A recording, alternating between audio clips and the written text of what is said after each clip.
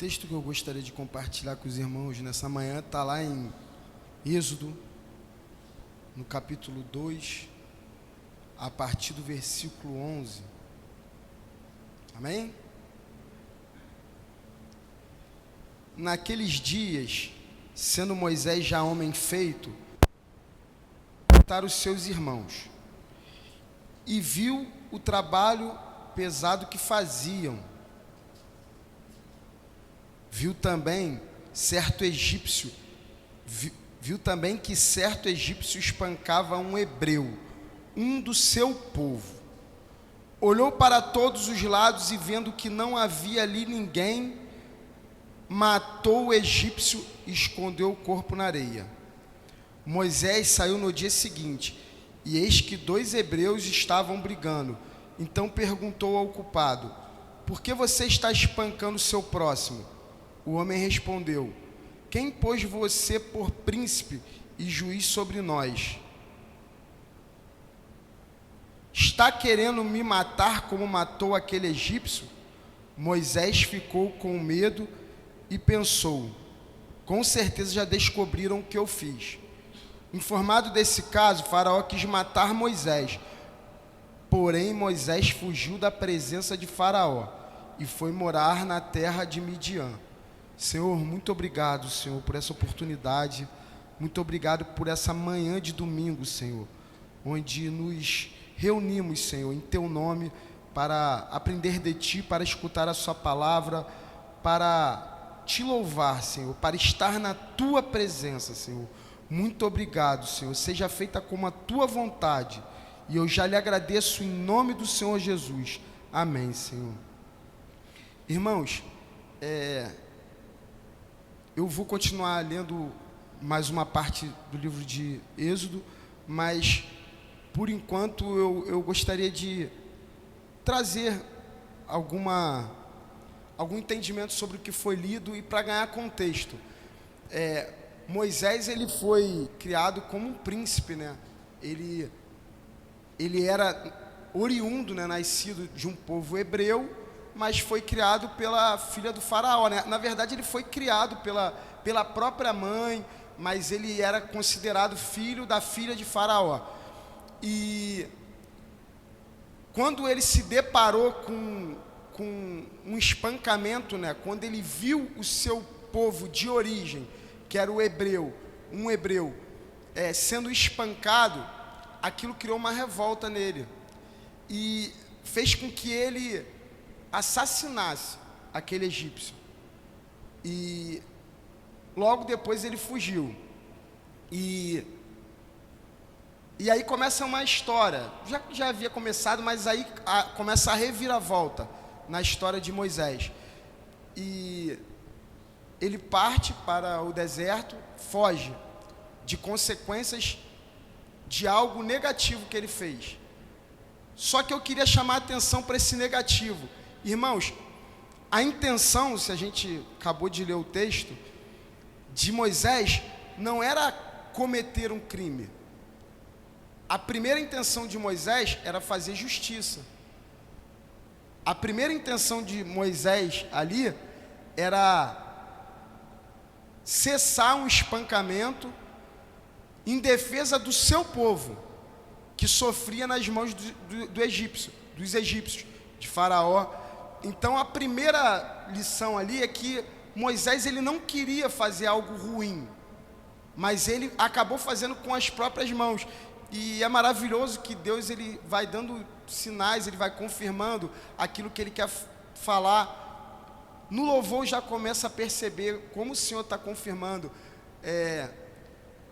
E aqui o André repetiu, o André falou isso na aula, e agora ele repetiu algo que é tremendo, que a vingança é do Senhor. E ali ele tentou fazer algo com as próprias mãos.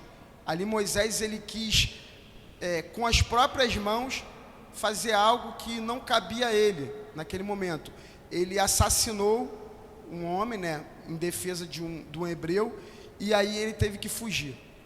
E aí começa, irmãos, a nossa história, e a gente tenta trazer um pouco do que a gente vive para para o que os personagens vivem, e a gente sempre faz comparação com as nossas vidas. E devido a essa consequência do passado, Moisés ele teve que fugir para longe. E de alguma forma ele se tornou prisioneiro do passado dele, porque ele não poderia voltar para o Egito, senão ele morreria certamente por Faraó, devido a algo que ele fez. E aí eu começo a chamar nossa atenção: até quando nós vamos precisar fugir do nosso passado? Até quando a gente vai continuar se escondendo por conta de coisas que a gente fez no nosso passado? Até quando? Até quando a gente vai fugir e não assumir a responsabilidade do que a gente fez? Até quando a gente não vai buscar o perdão do Senhor e buscar se redimir e enfrentar esse passado? Nesse caso ali, Moisés ele tinha que fugir mesmo, porque senão ele morreria. E ali eu acredito que se tornou um propósito, teve que ser desse jeito, para que ele se afastasse. Tudo que acontece está sob o controle do Senhor. Ainda quando a gente faz algo que parece que está fugindo, no final, isso vai corroborar para algo bom. Então eu penso que ali Moisés ele teve que fugir. Por um lado foi bom, porque o Egito estava saindo dele, né? Ele estava impregnado ali de Egito. Então ele precisou ficar um tempo distante para sair esse Egito de dentro dele. Mas depois ele voltaria com um novo propósito, ou talvez com o mesmo propósito, mas com um olhar diferente e com uma companhia diferente. Então eu gostaria agora de ler com os irmãos o versículo do 23, do capítulo 2 mesmo.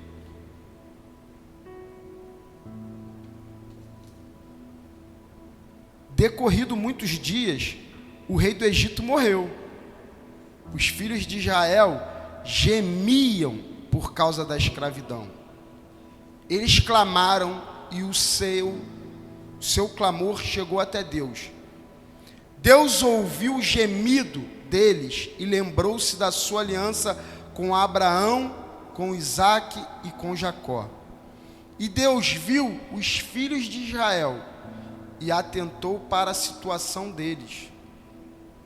Então, irmãos, Moisés estava lá guardado e o povo continuava gemendo, sofrendo. Isso não agradava a Moisés, muito menos o Senhor. E o Senhor ouviu. E agora a gente vai adentrar no capítulo 3, que é a continuação, é logo após esse último versículo que eu li. Moisés apacentava o rebanho de Jetro, seu sogro, sacerdote de Midian. E levando o rebanho para o lado oeste do deserto, chegou a Horebe, o monte de Deus. Ali o anjo do Senhor lhe apareceu numa chama de fogo, no meio de uma sarça. Moisés olhou e eis que a sarça estava em chamas, mas não se consumia. Então disse consigo mesmo: vou até lá para ver essa grande maravilha, porque a sarça não se queima. Quando o Senhor viu que ele se aproximava para ver, Deus, do meio da sarça, o chamou e disse: Moisés, Moisés. Ele respondeu: eis-me aqui. Deus continuou: não se aproxime, tire as sandálias dos pés, porque o lugar em que você está é terra santa. Disse mais: eu sou o Deus de seu pai, o Deus de Abraão, o Deus de Isaque e o Deus de Jacó. Moisés escondeu o rosto porque teve medo de olhar para Deus. Então o Senhor continuou: certamente vi a aflição do meu povo que está no Egito, e ouvi o seu clamor por causa dos seus feitores. Conheço o sofrimento do meu povo, por isso desci a fim de livrá-los das mãos dos egípcios, e para fazê-lo sair daquela terra e levá-lo para uma terra boa e ampla, terra que mana leite e mel, o lugar do cananeu, do Eteu, do Amorreu, do Ferezeu, do Eveu e do Jebuseu. Pois o clamor dos filhos de Israel chegou até mim. e também vejo a opressão com que os egípcios o estão oprimindo. Agora venha, e eu enviarei a Faraó, para que você tire do Egito meu povo, os filhos de Israel. Então Moisés perguntou a Deus: quem sou eu para ir a Faraó e tirar o Egito dos filhos de Israel? Deus respondeu: eu estarei com você, e este será o sinal de que eu o enviei. Depois que você tiver tirado o povo do Egito, vocês adorarão a Deus neste monte. Irmãos, aí a gente já nota que aconteceu algo diferente. Lembra que eu falei que Moisés, o intuito de Moisés era acabar com essa opressão dos egípcios. Quando ele assassina o egípcio, ele estava presenciando uma opressão de um egípcio a um hebreu, e ele tentou fazer com a força das suas mãos. E, irmãos, muitas vezes não é com a força das nossas mãos. Muitas vezes não é no nosso momento, não é na nossa hora, mas é no tempo de Deus. E aqui ele parte para uma missão, ele assume a responsabilidade, mas com não posso nem falar que é detalhe, com algo muito diferente, porque aqui ele parte com a presença do Senhor, ele parte com o propósito do Senhor. O Senhor fala: o meu povo está sendo oprimido. Ele não fala o seu povo para Moisés, ele fala: o meu povo está sendo oprimido, e eu enviarei você, e para que todos saibam, eu irei com você. Então aqui é Moisés partindo para agora uma missão oficial da parte do Senhor, onde o Senhor estará com ele em todo o percurso, em todo momento. E, irmãos, como eu disse antes, às vezes, para a gente partir para uma missão, para um caminho, para um novo caminho, que agora ele saiu do caminho de fuga e foi para um caminho de missão, de propósito, é necessário que a gente tire as coisas da nossa bagagem que a gente não faz mais uso. Isso é na nossa vida, irmãos. O que você está carregando na sua bagagem, nesse novo caminho que você está fazendo? Eu não sei se todos aqui, eu acredito que não, já nasceram em berço evangélico, já nasceram crentes, já de berço. Eu não fui assim. Então, se eu percorri um caminho, hoje em dia eu percorro outro. O que eu carregava antigamente, que eu ainda não me desfiz e preciso urgentemente me desfazer para eu percorrer esse novo caminho? O que você está carregando na sua bagagem, irmãos, que pode estar te atrapalhando a percorrer esse caminho? Tem coisas, irmãos, que às vezes a gente parece que gruda na gente e a gente demora a desprender, mas é necessário. Talvez por isso Moisés teve que ficar tanto tempo afastado, para que se desprendesse dele coisas que para esse novo propósito ele não precisaria mais, ou melhor, que precisaria ter se livrado disso. Então Moisés, ele parte para esse novo caminho. Mas eu quero chamar a atenção, irmãos, para uma coisa que também foi entoada aqui hoje, que também foi cantado, e que é maravilhoso, irmãos. Nós cantamos e chamamos e falamos e honramos o Senhor, chamando Ele de santo. E o próprio Senhor nos fala: sede santo como eu sou santo. Isso é o Senhor falando para nós. E às vezes nós pensamos que nós mesmos conseguiremos ser santos pela nossa vontade. Pode um homem se tornar santo simplesmente porque quer ser santo? Pode um homem se tornar santo simplesmente porque quer ser santo? Sabe o que santifica o homem, irmão? Ou o lugar? É a presença de Deus.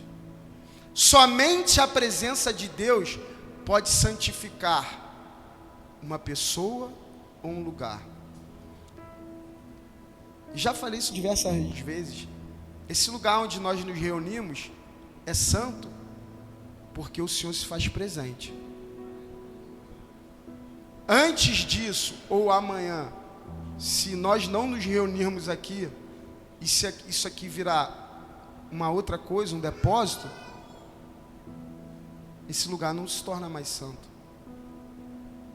O que tornou a sarça e aquele chão santo, não é porque era um monte apenas, foi a presença do Senhor. Quando o Senhor fala para Moisés, tira a sandália, porque onde você pisa é santo, foi porque o próprio Senhor estava lá. É a presença do Senhor que nos santifica. É a presença do Senhor que santifica um homem.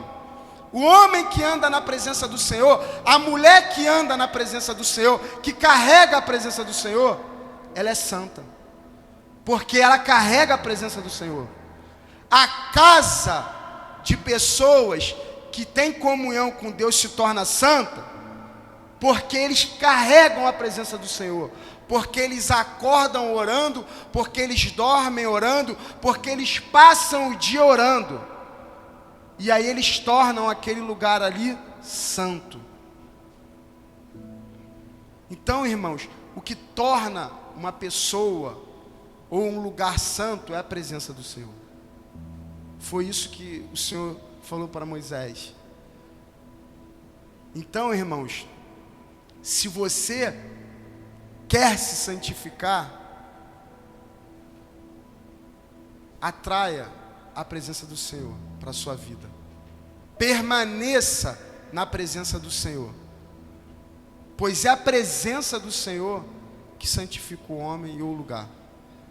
Então, agora Moisés ele parte para o Egito e de maneira diferente, santificado, porque ele transportava a presença, porque o Senhor ia com ele, porque o Senhor o acompanhava, porque o Senhor se propôs a estar naquele propósito ali. E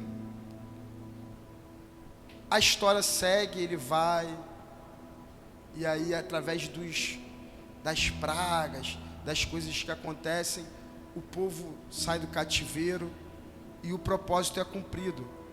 E diferente de antes, quando ele tentou fazer com as próprias mãos, ele fez com a vontade do Senhor, com o propósito do Senhor, pois como foi dito aqui pelo André, no versículo, ele falou lá em cima, ele falou aqui de novo, a vingança pertence ao Senhor.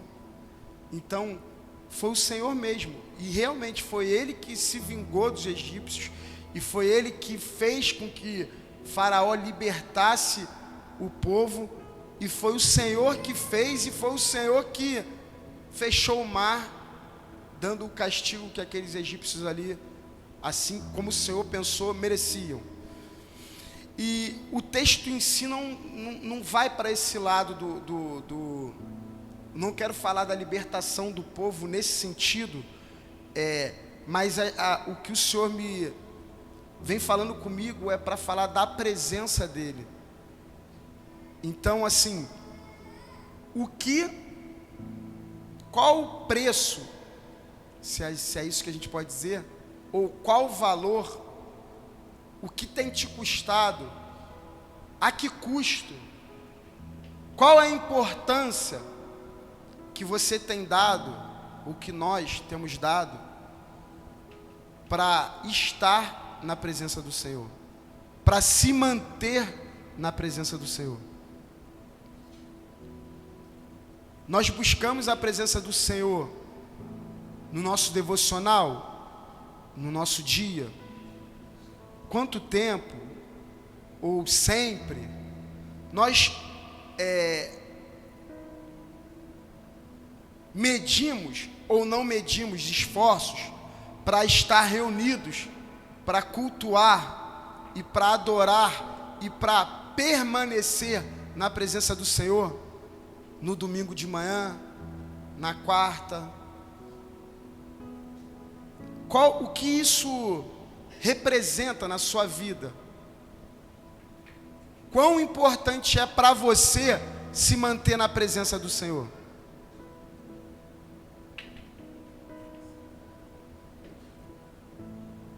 Você se alegra? Você sente a presença do Senhor? Você se importa com isso de verdade? É importante para você se manter na presença do Senhor? Eu tenho o Senhor me presenteou fiz uma comparação aqui e eu achei tremendo. São duas pessoas que a Bíblia nos conta a história de pessoas que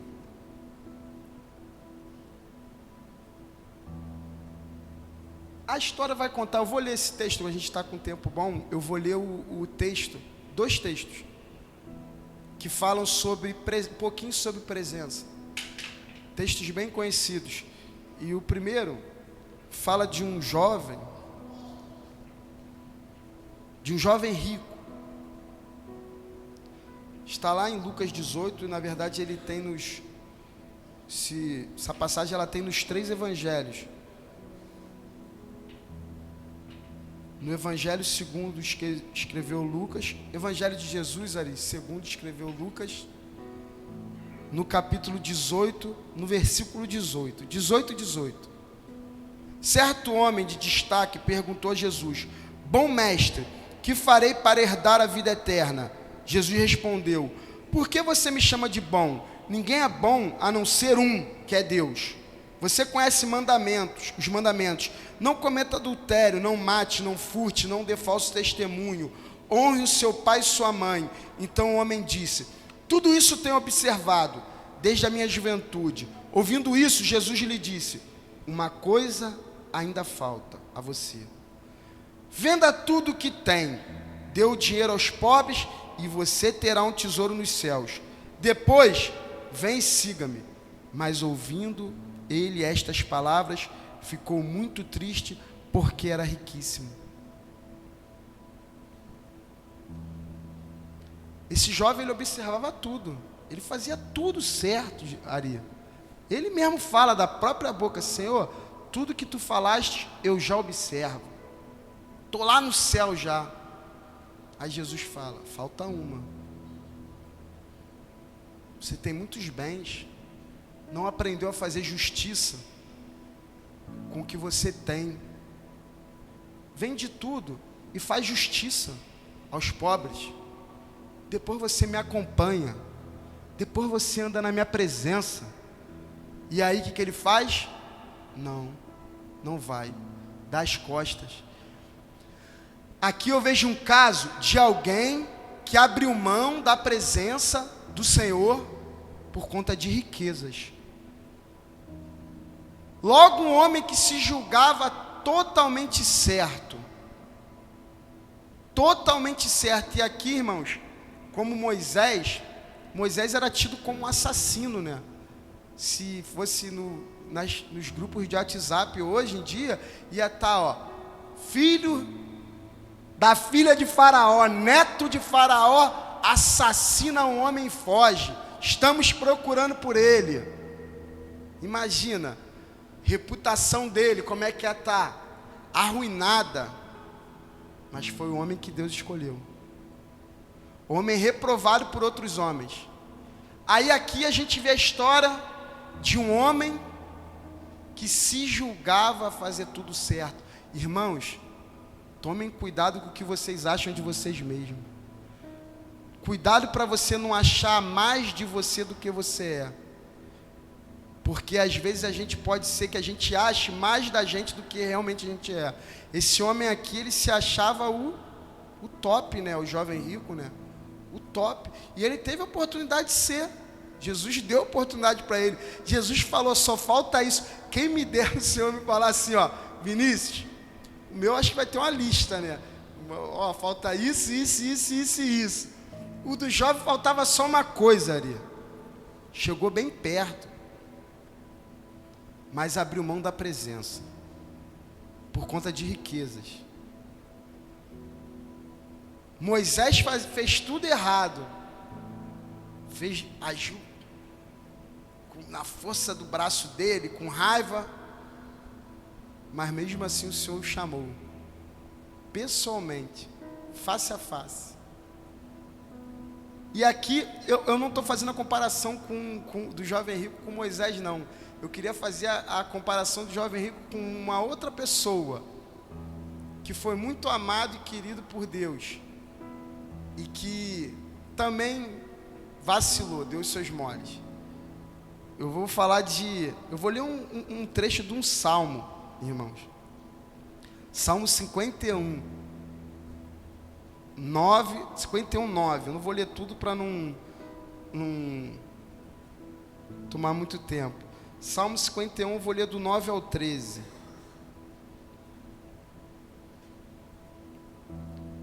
Não, vou ler do 8, porque está separado. Faze-me ouvir júbilo e alegria, para que exultem os ossos que esmagastes. Esconde o teu rosto dos meus pecados e apaga todas as minhas iniquidades. Cria em mim, ó Deus, um coração puro e renova dentro de mim um espírito inabalável. Não me lances fora da tua presença, nem me retires o teu espírito. Restitui-me a alegria da tua salvação e sustenta-me com um espírito voluntário. Então ensinarei aos transgressores os teus caminhos, e os pecadores se converterão a ti. Esse é um salmo de Davi, que ele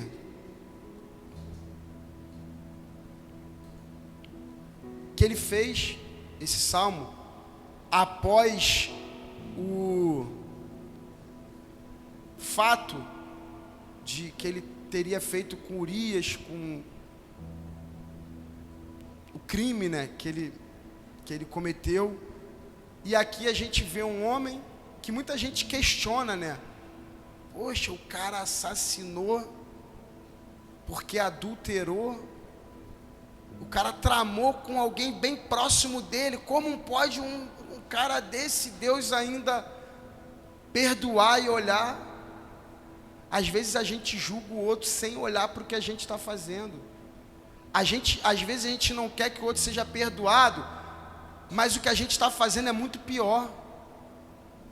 Às vezes a gente quer reter a misericórdia de Deus com nossos irmãos, quando Ele está transbordando misericórdia conosco. A gente quer medir a misericórdia. Acho que para esse irmão já deu muita misericórdia.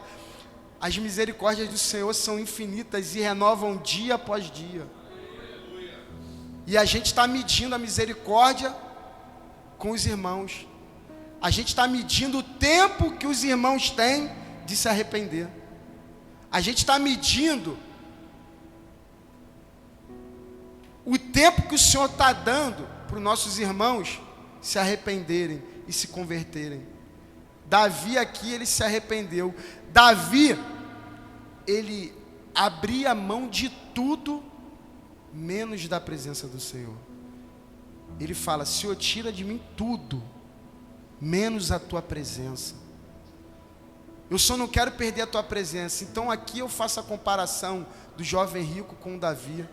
O jovem rico era um homem de reputação, mas que não abandonou as riquezas para viver na presença.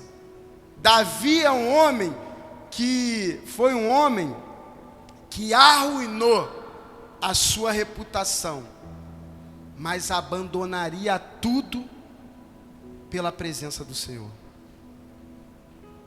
porque se arrependeu, porque entendia que nada valia mais do que a presença do Senhor. Então, irmãos, a reputação, que é o que os outros estão pensando de você, o que você mesmo está pensando de você, talvez seja até um pouco relevante, mas nada se compara ao que Deus está pensando de você. Nada se compara a como Deus te vê. E como você vai se portar e se direcionar no propósito que o Senhor designou para você.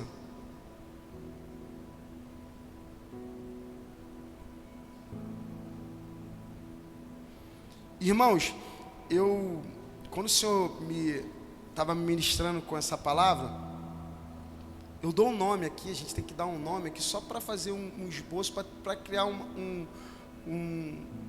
uma mensagem, né, para seguir uma direção. E essa mensagem eu nomeei como Novo Caminho. Novo Caminho. Porque eu estava sendo muito ministrado com esse tipo de fala, Novo Caminho. Porque Moisés, ele fez um caminho fugindo, e depois ele fez um caminho voltando. Ele fez um novo caminho na presença do Senhor. Nós já caminhamos muito por aí, eu vou botar eu então. Você, se você quiser se incluir, já somos 2, ou 3, ou 4. Nós já caminhamos por aí muito, fazendo um monte de coisa que não deveria ter sido feita. E aí o Senhor nos chama para um novo caminho. E esse novo caminho, ele tem nome. João 14:6 vai dizer: eu sou o caminho, a verdade e a vida. Ninguém vem ao Pai senão por mim. O próprio Jesus, ele fala: eu sou o caminho. Ele é o novo caminho. Então, agora eu vou fazer uma comparação do caminho feito por Moisés, porque o caminho feito por Moisés, o povo, o Moisés, ele teve tempo do Egito sair dele, não teve? Mas o povo não teve esse tempo igual a Moisés. O povo não tinha ficado destacado, o povo não tinha visto o Senhor na sarça. Então o povo ainda carregava muito do Egito, carregava muitas mazelas, e o povo precisava tirar da bagagem coisas que carregava. E por isso o Senhor fez as leis, os mandamentos, para que o povo fosse se amoldando ao jeito que ele queria. E não adiantou muito, porque, irmãos, nós somos falhos.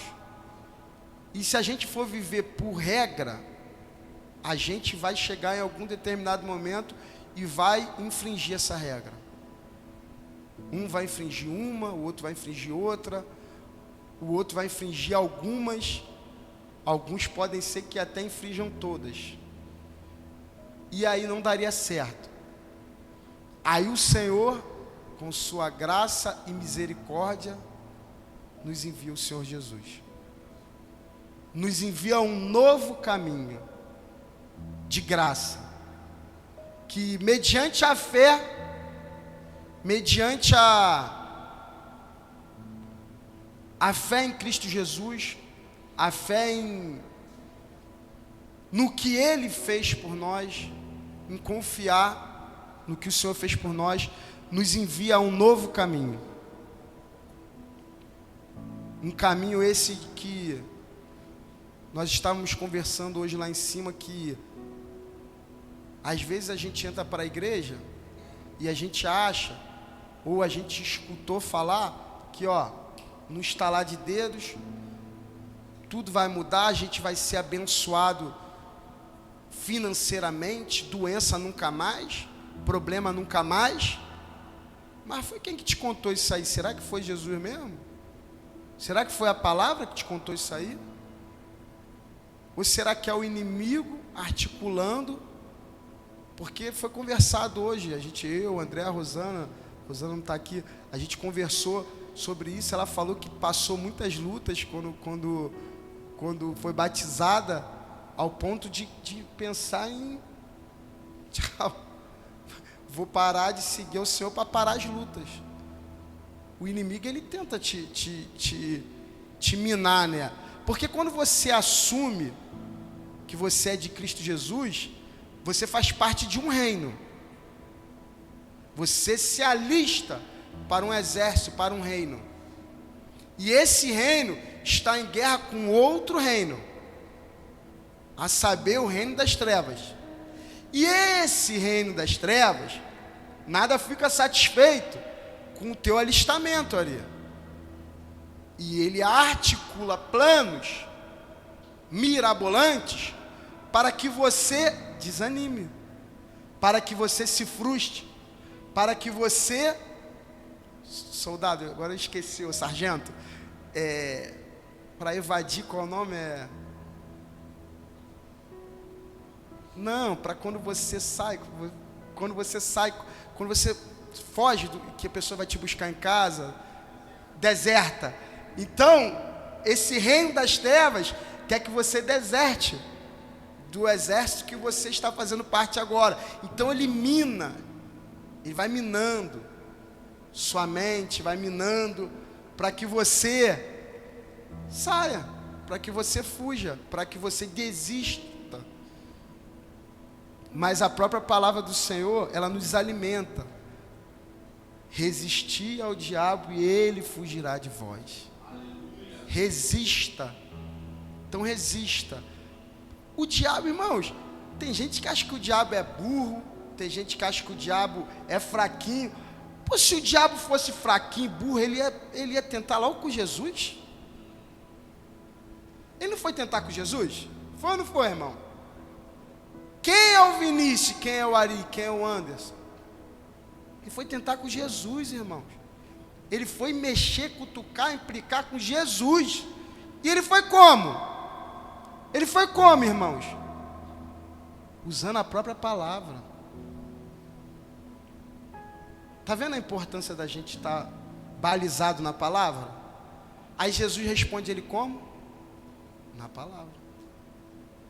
Deuteronômio. Eu fiquei sabendo esses dias que Deuteronômio é o livro mais citado no Novo Testamento.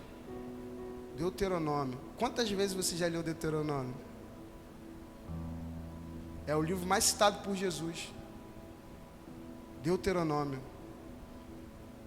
Então, irmãos, é na palavra. É na palavra. É na intimidade. É na presença do Senhor. Jesus, ele andava na presença do Senhor. Jesus, ele mesmo estando em carne, ele buscava em oração, ele buscava estar sempre na presença do Senhor. E nós precisamos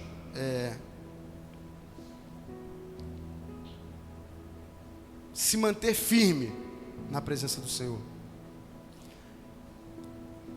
A base de tudo, irmãos, a base de tudo é o relacionamento. É o relacionamento com o Senhor. É estar na presença do Senhor. É buscar a presença do Senhor. Foi cantado de noite, de dia. Está na presença, que a presença do Senhor vai na trás, vai na frente, vai do lado, vai em cima, vai embaixo. É de manhã, de tarde, é de noite, é trabalhando. Até dormindo, tu tem que estar na presença do Senhor. Então, irmãos, nós precisamos estar na presença do Senhor. Nós precisamos acessar esse novo caminho da graça. Não o caminho trilhado por Moisés mais, da regra, daquilo que, eu faço isso para receber isso, condicionando Deus. Como se nós, meros humanos, pudéssemos condicionar Deus, o soberano, o Todo-Poderoso a alguma coisa. Quem somos nós? Quem é o homem para condicionar Deus a alguma coisa? Se não a ser obediente e buscar a vontade do Senhor. E descobrir na vontade do Senhor um propósito em que eu me encaixe, em que você se encaixe. Porque o propósito, irmãos, não é do Vinícius, o propósito não é do Jonathan, o propósito não é do Alex, o propósito é do Senhor. A guerra não é nossa, a guerra é do Senhor. A gente apenas se encaixa no propósito. Não foi dito aqui que Moisés, o Deus fala para Moisés, o meu povo está lá sofrendo. Então essa briga era de Deus. Moisés foi incluído. Moisés foi permitido ser participante e é lembrado até os dias de hoje. A Bíblia fala que não houve profeta igual a Moisés. Não existiu outro profeta igual a Moisés. Moisés, ele teve uma... Aí eu te falo, Moisés, tá bom, tá aí, tá Moisés. Foi só vitória? Só paz na vida dele? Foi só tranquilidade? É porque, irmãos, a gente permitiu ou permite que falácias ou teorias como a teologia da prosperidade, que tudo vai bem, que tudo vai legal, entrar nos nossos corações. Aí a gente acha que se está tendo luta, é porque Deus não está presente. Mas Moisés teve luta, muita luta, muita coisa que Moisés passou, muita adversidade, muita batalha, muita resiliência. Moisés também errou e não entrou na terra prometida. Eu escutei minha professora falou, que texto triste que eu fico, que o Moisés não entrou, não viu a terra prometida, lutou tanto por ela, né? Mas eu creio que ele está no coração de Deus nesse momento, e é o que mais importa. E ontem eu até postei, eu já falei aqui outro dia, eu fiz um vídeo que o Senhor estava me ministrando muito com isso, que eu brinquei, né? Vocês aí estão, alguém aí já matou um leão por dia, ou se sente que está matando um leão por dia? Um monte de gente levantou a mão, vamos ver se hoje tem. Alguém aí está enfrentando, aí matando um leão por dia? Levanta bem alto aí. E urso? Alguém aí está matando um urso por dia? Se alegre, porque é Deus te treinando para lá na frente tu derrubar gigantes que outras pessoas não conseguiriam derrubar, que outras pessoas se amedrontariam quando se deparassem, e para você é só um incircunciso. Quem é esse gigante? Você vai olhar para o problema e falar, pô, isso aí não é nada, isso aí não vai se levantar contra mim, porque eu ando na presença do Senhor. Quem é esse gigante aí, perto de um homem que anda na presença do Senhor?